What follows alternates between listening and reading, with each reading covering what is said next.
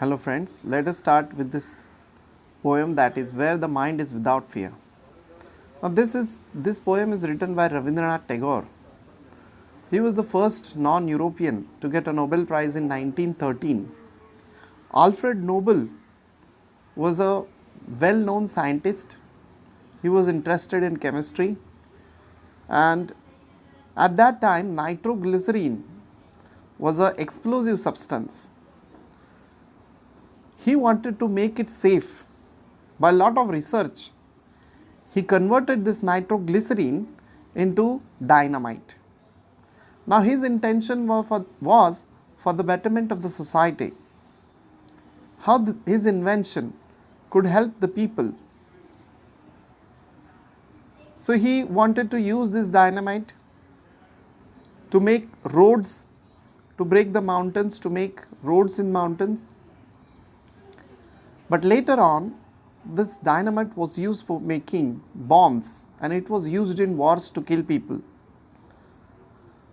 One of the newspapers at that time called Nobel as the merchant of death.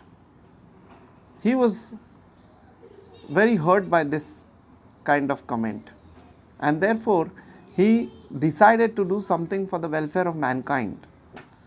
He patented his technology of making the dynamite and earned a lot of money.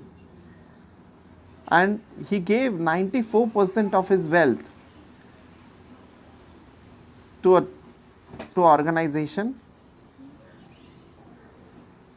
so that it could be used for people,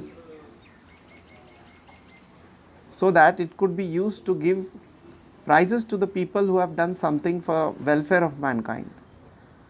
So Nobel Prize for Literature in 1913 was given to Rabindranath Tagore. So this poem is well read and discussed. It was first written in Bengali and then later on translated in English by Rabindranath Tagore himself. So at that time India was ruled by the Britishers, and Rabindranath Tagore appeals to God for social, educational and economic freedom of the people of India. So I'll read the poem for you once, then I'll explain line by line.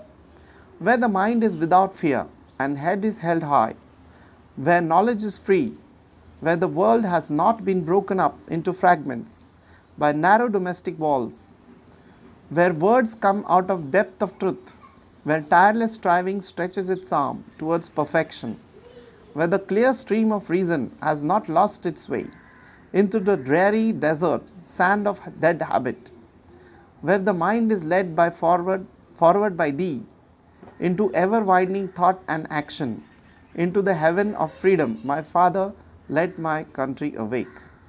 So where the mind is without fear and head is held high. Head is held high is a lot of confidence.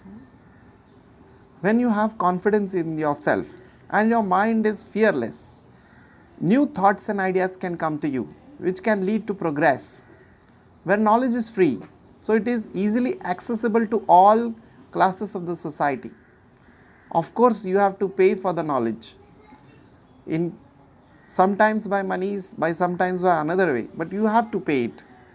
Without paying for knowledge, the knowledge will not stay with you. Where the world has not been broken up into fragments by narrow domestic walls. Narrow domestic walls are the small things that we look at each other, find differences and fight with each other, separate ourselves from the society. So instead of that, he thinks that there should be no domestic walls. As you know that the world is divided into different groups, and an individual identifies himself with a particular group, and then there is fight between himself and the other people in the other group, where tireless striving stretches its arm towards perfection. So tireless striving means what? You have to work hard. So where if you work hard, you are rewarded. You will get the reward of your hard work. And where perfection is there, you can see the difference. For example, if you see a champion batsman playing cricket, it will be different than a person who is novice, who is a newcomer, where the clear stream of reason has not lost its way. Many times, logic and reason is not acceptable to many because of the status, because of money. If a rich person is there, he will try to make his way by money.